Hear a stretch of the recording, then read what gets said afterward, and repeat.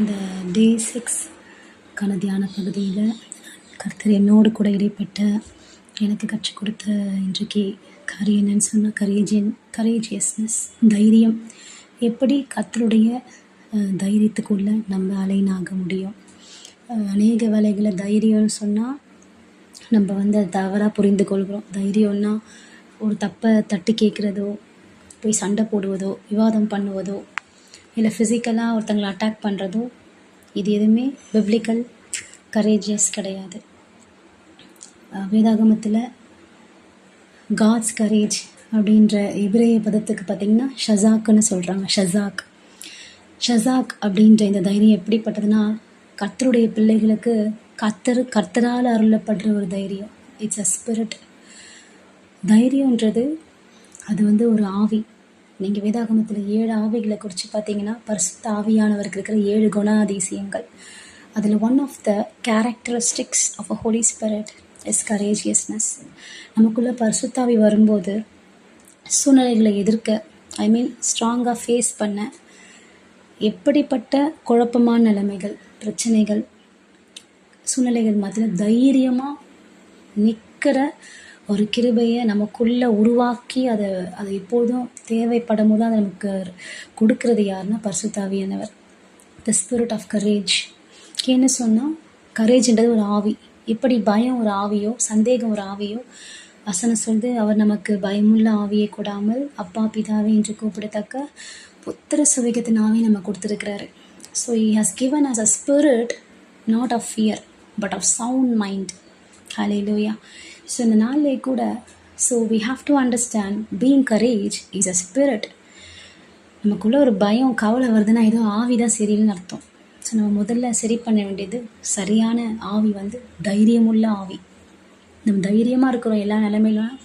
நமக்குள்ளே அந்த பரிசுத்த ஆவியானவர் கரெக்டாக நமக்குள்ளே இருந்து கொண்டே இருக்கிறார் என்று தான் அர்த்தம். ஹல்லேலூயா. So, the word of God says in Joshua 1:9, "Be strong and courageous, do not be afraid or discouraged, for the Lord your God is with you wherever you go." யோசுவாவை பார்த்து ஆண்டவர் சொன்னார், யோசுவாவே என்ன பண்ணாத, பயப்படாத. மோசேக்கு அப்புறமா யோசுவா தான் ஒரு டஃப்பான ஒரு மிஷனை அக்கம்ப்ளிஷ் பண்ண வேண்டிய நிலைமைக்குள்ளே தள்ளப்படுகிறார்.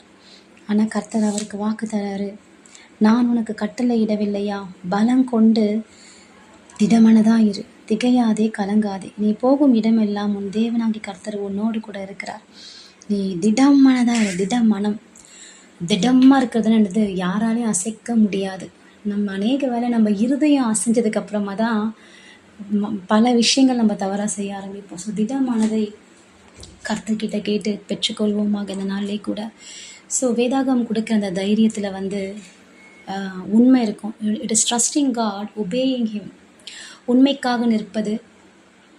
பயங்கள் மத்தியில், குழப்பங்கள் மத்தியில் கூட, ஆபத்தான சூழ்நிலைகள் மத்தியில், ஹார்ட்ஷிப் மத்தியில் கூட ஸ்ட்ராங்காக பயம் இல்லாமல் அப்படியே அதை திடமாக நின்று அந்த இடத்துல பொறுமையாக இருக்கிறது தான் கர்த்தர் கொடுக்குற ஒரு தைரியம். So courage is faithful obedience to God in the face of fear.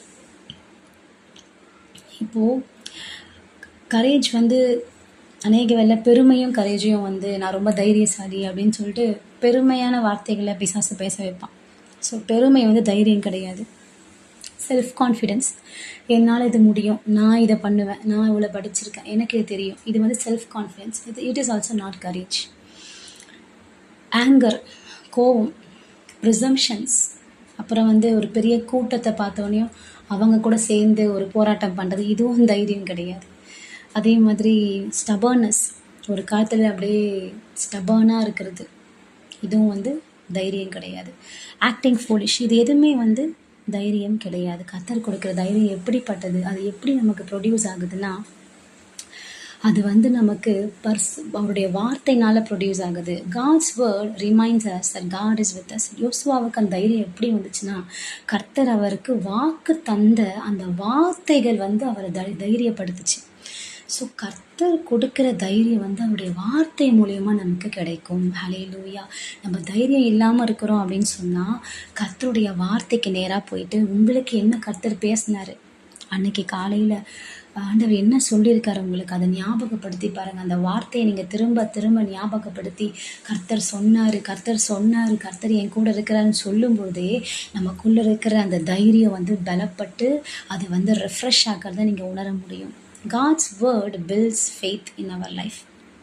ஹல்லேலூயா.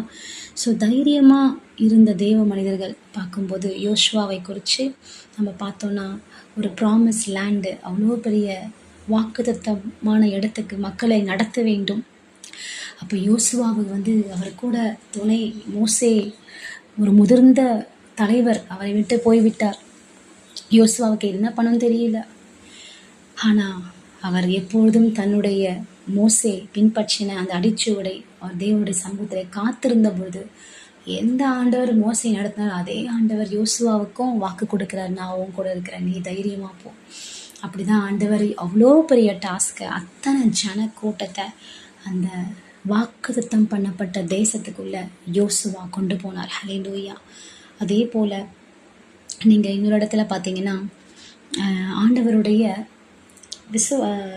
தைரியம்னு சொல்கிறது, ஒரு திரள் கூட்ட மீதியானியர்களை கிதியோன் மூலயமா ஆண்டவர் முறியடிக்கணும்னு சொல்லிட்டு கிட்டத்தட்ட 30,000க்கு மேலே ஆட்கள் கிதியோன் கூட யுத்தம் பண்ண புறப்படுறாங்க. ஆனால் ஆண்டவர் சொல்கிறாரு, கிதியோனே, இந்த ஜனங்கள் வந்து பெருமையாக பேசுவாங்க. யார்? இந்த இஸ்ரவேல் மக்கள். அதனால என்ன பண்ணு, இவங்க தான் முறியடிச்சாங்கன்னு இவங்க வீம்பு பேசுவாங்கன்னு போட்டிருக்கு வசனத்தில் பார்த்தீங்கன்னா. இப்போது வீம்பு பேசுவதை கர்த்தர் அருவருக்கிறார். நான் தான் இதை பண்ணேன் அப்படின்னு நம்ம சொல்லக்கூடாதுன்றதுக்காக தான் கர்த்தர் வந்து அவருடைய லிட்டில் ப்ரொவிஷன். அநேக நினைக்கலாம், ஆண்டவர் என்கிட்ட அவர் கம்மியாக இருக்குது காசு, என்கிட்ட மட்டும் இவ்வளோ பணம் இருந்தால் நான் இதை செஞ்சுருவேனே அப்படின்னு நம்ம நினைக்கலாம். அநேக வேலையில் ஏன் ஆண்டவர் நமக்கு கொஞ்சமான ப்ரொவிஷன் கொடுக்குறாரு? ஏன் கொஞ்சம் வருமானம்? ஏன் வந்து கொஞ்சம் மக்கள்? ஏன் ஒரு சின்ன காரியம் தான் நம்மக்கிட்ட இருக்கும்? ஆனால் அது ஏன் அப்படி தராருன்னா, கர்த்தர் எவ்வளோ பெரியவராக இருக்கிறாரு உங்கள் கூட. உங்ககிட்ட இருக்க அந்த சின்ன காரியத்தை வச்சு அவர் எவ்வளோ பெரிய காரியம் செய்ய முடியும்ன்றதை நிரூபிக்கிறதுக்காக தான். அநேக வேளை தேவ பிள்ளைகளுக்கும் உலகத்தாருக்கும் என்ன வித்தியாசம்னா, உலகத்தார் வந்து ஃபுல் கெப்பாசிட்டியோடு இருப்பாங்க. ஆனால் கர்த்தருடைய பிள்ளைகள் அநேக வேளை குறைவாக காணப்படுற மாதிரி உலகத்துக்கு தெரியும். ஆனால் உலகத்தின் குறைவு கர்த்தருடைய நிறைவுக்கு விட ரொம்ப பெருசு. கர்த்தருடைய குறைவு வந்து கர்த்தருடைய கொஞ்சம் வந்து பயங்கர பெருசுன்னு வசனம் சொல்லுது. ஸோ கர்த்தர் கொடுத்த கொஞ்சம் வந்து மிகுந்த பலம் உள்ளது, அது மிகுந்த தைரியத்தை நமக்கு கொடுக்கக்கூடியது. அப்போ கர்த்தர் சொன்ன மாதிரியே 30,000 பேரை 300 பேராக மாற்றி அன்றைக்கு கர்த்தர் யுத்தம் பண்ணி கிதியோனுடைய சேனைக்கு ஜெயத்தை கொடுத்து மீதியானவர்களையும் முறியடித்தார் என்று வாசிக்கிறோம். அப்போது கர்த்தருடைய வார்த்தை, அவர் சொன்னதை, அந்த இன்ஸ்ட்ரக்ஷன்ஸை, when you listen to the instructions of God, your courage increases. and அவருடைய வார்த்தை வந்து அவர் நம்பினார். கிதியோன் அந்த வார்த்தையை நம்பி அப்படியே கீழ்ப்படிந்து கர்த்தர் அவருக்கு ஜெயத்தை கொடுத்து ஒரு பெரிய யுத்த வீரர்களாக அவங்க என்ன பண்ணாங்கன்னா இருந்தாங்க. அதே போல் இன்னொரு இடத்துல நீங்கள் வாசிச்சிங்கன்னா, பேதுரு குறித்து நம்ம புதிய ஏற்பாடில் படிக்கலாம். பேதுரு வந்து என்ன பண்ணுறாருன்னா, பயந்து போயிட்டு ஆண்டவரை 3 முறை தன் ஜீவனுக்காக மறுதளித்தார். ஆனால் அதே பேதுருக்குள்ள பரிசுத்த ஆவி வந்ததுக்கப்புறம், அதனால தான் நான் உங்களுக்கு முன்னாடியே சொன்னேன், பயம்ன்றது ஒரு ஆவி. ஹல்லேலூயா. எப்பெல்லாம் நமக்குள்ளே பயம் வருதோ அப்போ பிசாசு தான் அங்கே வந்திருக்கான்னு அர்த்தம். பிசாசு எங்கே இருக்கானோ அங்கே பயம் இருக்கும். பிசாசு எங்கே இருக்கானோ அங்கே வந்து சந்தேகம் இருக்கும். கண்டிப்பாக சூழ்நிலைகள் வந்து நம்மளை பயம் பொறுத்துறது தப்பில்லை. ஆனால் நமக்கு நம்ம இருதயத்துக்குள்ளே வந்து ஒரு காரியம் உள்ளே வந்துடவே கூடாது. அப்போ நமக்குள்ளே இயேசு இருந்தால், நமக்குள்ளே பரிசுத்த ஆவி இருந்தால் பயம் நமக்குள்ளே வர முடியாது. ஸோ நம்மளுடைய வேலை, நம்முடைய இருதயத்தை எல்லா காவலுடன் காத்து கொள்ள வேண்டும். தைரியத்தை கர்த்தர் கொடுத்தா அதை நம்மை பாதுகாப்பாய் வைத்து கொள்ள வேண்டும். பேதுருக்குள்ள பரிசுத்த ஆவி வந்து நிரப்பப்பட்ட பொழுது அவர் தைரியமாக கர்த்தருடைய வார்த்தையை, எந்த ஜனங்களை பார்த்து பயந்து பொய்களை சொல்லி தன்னை சபித்தாரோ அதே பேதுரு தான் ஆண்டவராகிய இயேசு கிறிஸ்துவை நீங்கள் தான் சிலுவையில் அறைந்தீங்கன்னு சொல்லிட்டு தைரியமாக அவர்களுடைய தப்பிதங்களை, அவங்க பண்ண பாவத்தை தைரியமாக பேசினார். 3000 பேர் அவருடைய வார்த்தைக்கு ரட்சிக்கப்பட்டாங்க. ஸோ இதை செய்தது பரிசுத்த ஆவியானவர். வேதாகமத்தில் கூட சில பெண்களை நீங்கள் எடுத்துக்கொண்டீங்கன்னா எனக்கு ரொம்ப பிடித்தமான பெண் யாருன்னு சொன்னால், நம்ம இவங்க ஜாயல் சொல்லிட்டு இங்கிலீஷில் சொல்லுவாங்க. அவங்க என்ன பண்ணாங்கன்னா பார்த்தீங்கன்னா, தமிழில் வந்து யாகேல். யாகேல் வந்து கூடாரத்தில் இருந்த ஒரு பெண். ஆனால் அந்த பெண் டைமில் ஆப்ரேட் பண்ணாங்க. தைரியம் சொல்கிறது ஆக்டிங் அந்த ரைட் டைம். கிடைக்கிற அந்த நேரத்தை மிஸ் பண்ணுறக்கூடாது. ஒரு வேளை உங்களுக்கு வந்து ஒரு டாஸ்க்கு வரலாம், நீ இதை கொஞ்சம் செய்யுமா அப்படின்னு ஒரு டைம் உங்களுக்கு கொடுக்கப்பட்ட அந்த டைமில் உங்கள் கையில் கர்த்தர் கொடுக்குற காரியங்களை தைரியமாக நின்று செய்யக்கூடியது தான் அந்த கர்த்தர் கொடுக்குற ஷசாக் தைரியம். ஹல்லேலூயா. அந்த டைம் அந்த அம்மா மிஸ் பண்ணல, அந்த ஆப்பர்ச்சுனிட்டியை அந்த அம்மா மிஸ் பண்ணல. கர்த்தர் அந்த அம்மா கையில் சத்ரு ஒப்பு கொடுக்குறாரு. அந்த கூடார வாசலில் வந்து சத்ரு நிற்கும் போது அந்த சிசேரா வந்து நிற்கிறான். அப்போ அந்த அம்மா வந்து உள்ள ஆண்டவனே உள்ள வாங்கன்னு ஞானமாக கூப்பிட்டாங்க. அவனை பார்த்தோன்னையும் துரோகி பாவின்னு திட்டாம உள்ள பரிசுத்த ஆவியின் தைரியம் உள்ள இருந்தால ஆவியாளர் கரெக்டாக அந்த யாகையில கைட் பண்ணாரு. அவனை ஆண்டவனே உள்ள கூப்பிடு.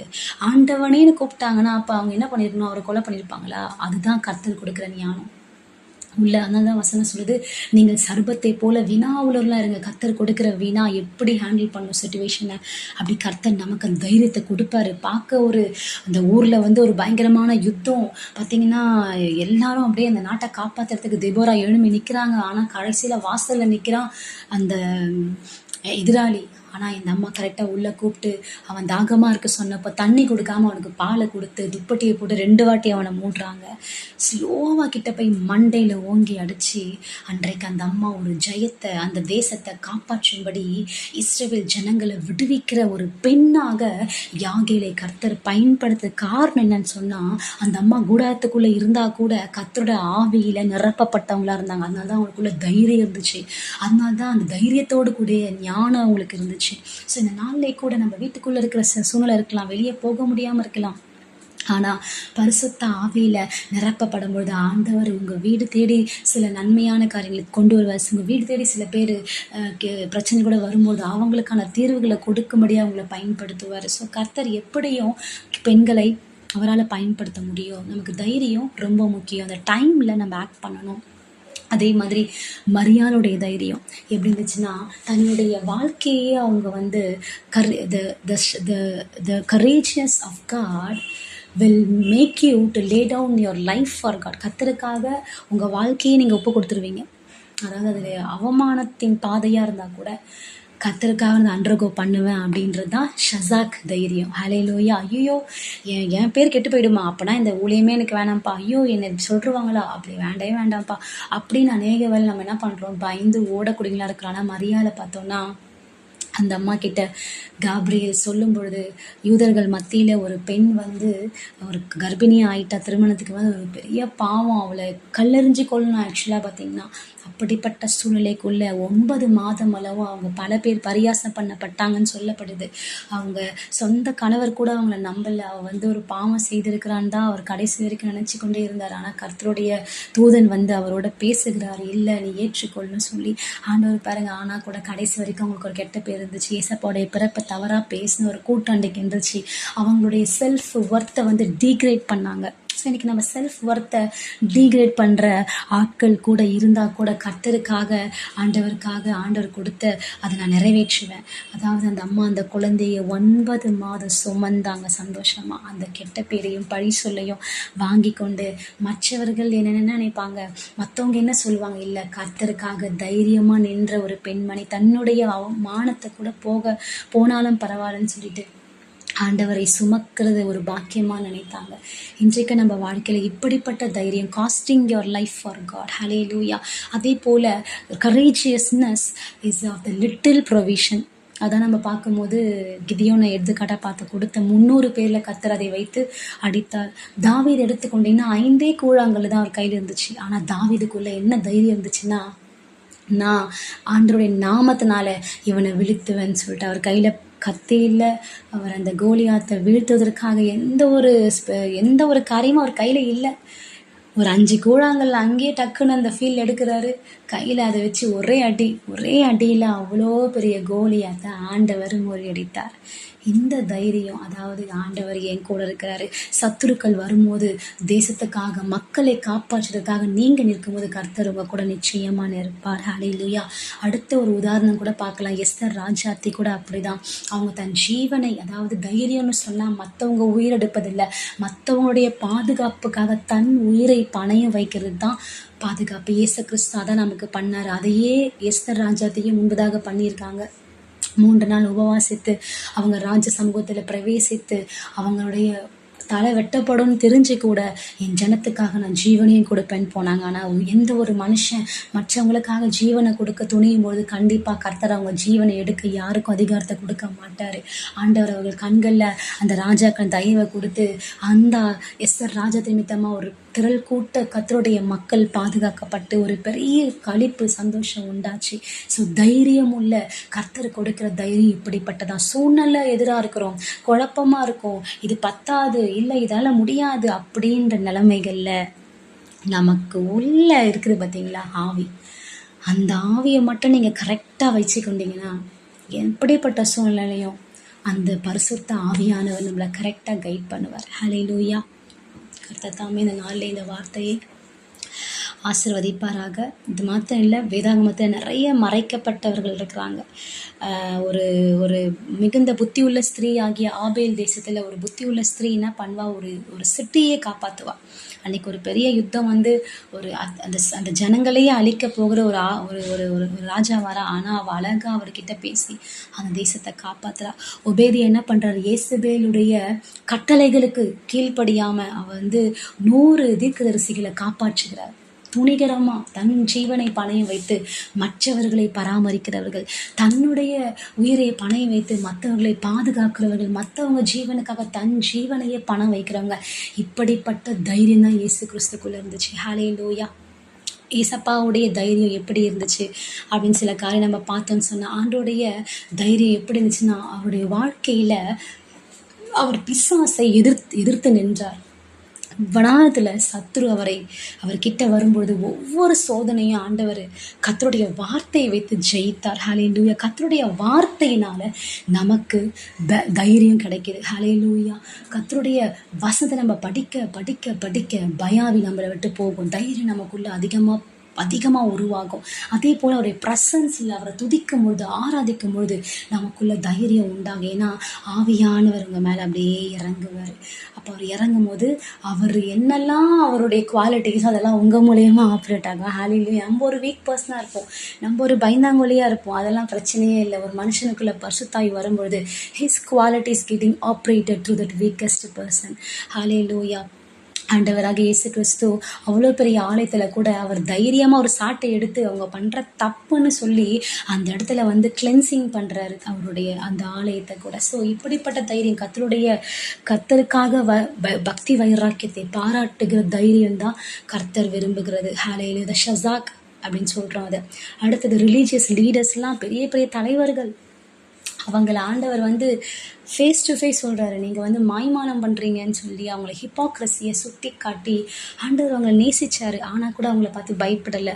அவங்கள சொல்லிட்டா நம்மள என்ன பேசிடுவாங்கன்ற பயம் இல்லை. கர்த்தருடைய வார்த்தைக்காக ஆண்டவர் என்ன பண்ணார், அவங்கள கன்ஃபரண்ட் பண்ணுறாரு நம்ம பார்க்குறோம். ஸோ அதே மாதிரி ஆண்டவர் குஷ்டரோகிகளை யாருமே டச் பண்ண மாட்டாங்க. ஆனால் ஆண்டவர் இயேசு கிறிஸ்து குஷ்டரோகிகளை தொட்டு சுகப்படுத்தினார்.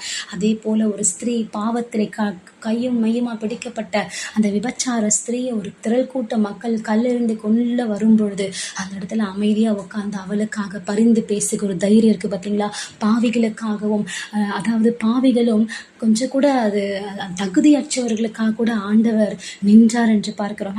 இதுதான் தைரியம். இந்த மாதிரி தைரியம் தான். மற்றவர்களை அவமானப்படுத்துகிற தைரியம் கிடையாது, மற்றவங்க அவமானத்தை மூடுகிற தைரியம். மற்றவருடைய பிரச்சனைகளை பாவங்கள் மத்தியில் ஏதோ தவறு செஞ்சாங்க, ஆனால் தனிமையாக ஒரு பெண் இருக்கும்பொழுது ஆண்டவர் பார்த்தார். இத்தனை ஆண்கள் அந்த பெண்ணை குற்றம் சாட்டுகிறதை கர்த்தர் அக்செப்ட் பண்ணவே இல்லை. என்னதான் அவள் பாவம் பண்ணது உண்மைதான், அவள் கல்லறியப்படுறா மோசையுடைய நியாயப்பிரமாணத்தின்படி. ஆனால் அந்த இடத்துல நியாயப்பிரமாணத்தை கொடுத்தவரே அமர்ந்து கொண்டு அவர் அவங்கள பார்த்து ஒரு கேள்வி கேட்டார், இங்கே கல்லை போடுற நீங்கள் யாரும் பாவம் இல்லைன்னா அவன் மேலே கல்லை போடுங்கன்னு சொன்னார். அப்படிப்பட்ட நீதி உள்ள நியாயாதிபதி. God is so courageous. அந்த கரேஜியஸ்னஸ் வீக்கான மக்களை காப்பாற்றுகிறது. பாவமான ஜனங்களுக்கு ஒரு மறுவாழ்வை கொடுத்தார். அன்றைக்கு அந்த ஸ்திரீ தன் பாவத்தை உணர்ந்து அதுக்கப்புறம் அவள் பாவமே செய்யல. பார்த்தீங்கன்னா இதுதான் அங்கே மற்றவருடைய வாழ்க்கை மாறும்படியாக அவர்களுக்காக நிற்கும் பொழுது பாருங்க, அவங்க நினைப்பாங்க, நான் ஒரு பாவி தான், ஆனால் எனக்காக இந்த பரிசுத்தமான தேவனிடத்தில் நின்னாரே, கண்டிப்பாக நான் சுத்தமாவான்னு நினைப்பாங்க. இன்னைக்கு அநேக வேலை நம்ம தைரியமாக மற்றவங்க பாவத்தை எடுத்து எடுத்து பேசி மற்றவங்களை நம்ம மற்றவர்களை எச்சரிப்பது தவறு கிடையாது, கரெக்டு தான். ஆனால் அடுத்தவங்க பாவத்தை எடுத்து நீங்கள் பேசி தான், அடுத்தவங்களை ஆள்காட்டி வேலை பண்ணி தான் நீங்கள் மற்றவங்களை எச்சரிப்பீங்கன்னா, வேதாகமத்தில் ஆண்டு அப்படிப்பட்ட எச்சரிப்பை எங்கேயுமே பண்ணவே இல்லையே. ஸோ இன்றைக்கு இயேசு கிறிஸ்து பார்த்தீங்கன்னா எல்லாரும் மனம் திரும்பி வரணும்னு விரும்புகிறாரு. ஸோ இன்றைக்கு தைரியமாக மற்றவர்களுக்காக நம்ம பரிந்து பேசணும், மற்றவர்களை நம்ம காப்பாற்ற வேண்டும். அப்படிப்பட்ட ஒரு தைரியம் வேணும். ஏன்னா எப்படியாவது அவங்க ஆத்துமாவை நம்ம பரலோகத்தினரை மீட்டுக்கொள்ள வேண்டும். அந்த எல்லாரும் ஒரு மனுஷனை குற்றவாளியாக தீர்க்கும் பொழுது இயேசு மட்டும்தான் அந்த மகளை பார்த்து, நான் உன்னை குற்றமாக தீர்க்க மாட்டேன், ஆனால் இனி பாவம் செய்யாதே என்று சொன்னார். அன்றைக்கு அந்த தாய் அந்த அம்மா மனம் திரும்பியிருக்காங்க. ஸோ அது போல தான் இன்றைக்கு நமக்குள்ளே எப்படிப்பட்ட தைரியம் இருக்குது? நம்ம தைரியம் தேவனுடைய மிஷனை முடிக்கிறதுக்காக தைரியம் இருக்குதா? ஆண்டவர் கொடுத்த அசைன்மெண்ட்டை எந்த பிரச்சனைகள் மத்தியில் முடிக்கக்கூடிய தைரியம் இருக்குதா? நம்ம கொஞ்சம் கர்த்தர் கொடுத்த கொஞ்சத்தில் தைரியமாக கர்த்தருக்கே கொடுக்கக்கூடிய தைரியம் நமக்கு இருக்குதா? கர்த்தர் நம்ம கொடுத்த எல்லாவற்றிலையுமே தைரியமாக ஆண்டவரை நம்பக்கூடிய தைரியம் இருக்குதா? ஸோ இன்றைக்கு கர்த்தர் தாமே சிலுவையின் முடிவு பரிந்து மரண பரிந்தும் ஆண்டவர் அவருடைய உயிரையே பணையம் வைத்தார். அப்படிப்பட்ட தைரியம், அந்த தைரியம் விட்டு ஓடி போயிடல, பாதியிலே விட்டு போயிடல. இன்றைக்கு கர்த்தர் உங்களுக்கு கொடுத்த என்னெல்லாம் உங்களுக்கு கொடுத்துருக்காரு உங்கள் வாழ்க்கையில், குடும்பமாக இருக்கலாம், ஊழியமாக இருக்கலாம், வேலையாக இருக்கலாம், கர்த்தர் உங்களுக்கு கொடுத்த தாளந்தாக இருக்கலாம். கர்த்தர் எதெல்லாம் நமக்கு தந்தாரோ அவைகளை பாதையிலே விட்டு நம்ம ஓடாதபடிக்கு ஓடி போகிற மாதிரி நிலைமை வரலாம். இல்லை நமக்கு ஏண்டா ஊழியன்ற நிலைமை கூட வரலாம். ஆனாலும் கலங்காதீங்க, தைரியமாக இருங்க. ஏசப்பா என்னை பலப்படுத்துங்கப்பா, நான் ஓடக்கூடாதுப்பா, நான் நின்று இதை செய்து முடிக்கணும், மிஷன் கம்ப்ளீட் பண்ணும். தைரியம்னு சொன்னால் you will undergo even situations are worst, but you enter the finishing line. அந்த கடைசி முடிக்கிற அந்த ஃபினிஷிங் லைன் வரைக்கும் நம்ம போய் நிற்கும் போது தான் அந்த காட்ஸ் கரேஜியஸ்னஸ் அங்கே நம்மளை கொண்டு போய் நிறுத்தும். ஹல்லேலூயா. அப்படிப்பட்ட தைரியத்தை நம்ம ஆண்டவர்கிட்ட கேட்போம். அதுக்கு நம்ம என்ன பண்ணணும்னு சொன்னால், ஆண்டவர் எப்பொழுதும் நம்ம கூட இருக்கிறார்ன்ற விசுவாசம் நமக்குள்ளே இருக்கணும். அடுத்தபடியாக ஒவ்வொரு நாளும் கர்த்தருடைய வார்த்தையை நாம் படிக்க வேண்டும். ஒவ்வொரு விஷயத்தையும் செய்யறதுக்கு நம்ம ஜெபிக்க வேண்டும். அதே மாதிரி கர்த்தர் உண்மை உள்ளவர், அவர் வாக்கு தந்தார்னா எந்த சூழ்நிலையும் அவர் நிற்பார் என்ற அவர் மேலே இருக்கிற நம்பிக்கை குறைந்து போகாமல் இருக்கணும். Obey God even when you are afraid. உங்களுக்கு ஒரு மாதிரி மனசு கஷ்டமாக இருந்தால் கூட அவர் சொன்னதுக்கு கீழ்ப்படிவர்களாக நம்ம இருக்கணும். அவரை நம்பி அவர் கொடுத்த வாக்குத்தங்களை நம்பிக்கை உள்ளவர்களாக இருக்க வேண்டும். எப்போதுமே வாக்குத்தம் பெருசாக இருக்கும், ஆனால் சூழ்நிலைகள் பார்க்கும்போது இது நமக்கு சாத்தியமாக இருக்குன்ற மாதிரி இருக்கும். ஆனால் நம்மளுடைய கண்கள் வாக்குத்தங்கள் மேல் தான் இருக்க வேண்டும். அதே போல் பரிசுத்த ஆவியை சார்ந்து கொள்ள வேண்டும். உண்மைக்காக நாம் நிற்க வேண்டும், மற்றவர்களை பாதுகாக்க வேண்டும். கர்த்தராக இயேசு கிறிஸ்து மேல் எப்போதும் கண்களை வைத்து சிலுவையை வைத்து நாம் கடைசி வரைக்கும் ஓடி முடிக்கக்கூடிய தைரியத்தை கர்த்தர் நமக்கு தருவாராக. இந்த வேலை கூட கர்த்தர் தாமே இந்த வார்த்தையை ஆஸ்வதிப்பாராக. இந்த வார்த்தையை நான் உங்களோட பேசியிருக்கிறேன். ஆனால் இந்த நாளில் நான் கூட பலவிதமான சில காரியங்கள் உள்ளே இருந்தாலும் இந்த வசனம் நிச்சயமாக நான் விசுவாசிக்கிறேன். ஷசாக், the spirit of courage, the God of courage will fill us with his courage. Hallelujah. To face everything in this world and to overcome everything whatever has been assigned to us, to become victorious. Hallelujah. For the mission that we are set. Hallelujah. இயேசுப்பா, இந்த வேளையிலே கூட ஆண்டவரே இந்த வார்த்தைக்காக உம்மை ஸ்தோத்திரிக்கிறோம். ஆண்டவரே இதை கேட்ட ஒவ்வொருவர்களையும் ஆசீர்வதிங்கப்பா. ஆண்டவரே அவர்கள் ஆண்டவரே இப்படிப்பட்ட ஒரு தைரியம், இந்த ஷசாக் தைரியம் அவங்களுக்குள்ளே இருக்கும்படியாக நான் செபிக்கிறேன் தகப்பனே. அப்பா, உம்முடைய நாமத்துக்கு தான் மகிமை உண்டாகும்படியாக உம்மை ஸ்தோத்திரிக்கிறோம் அப்பா.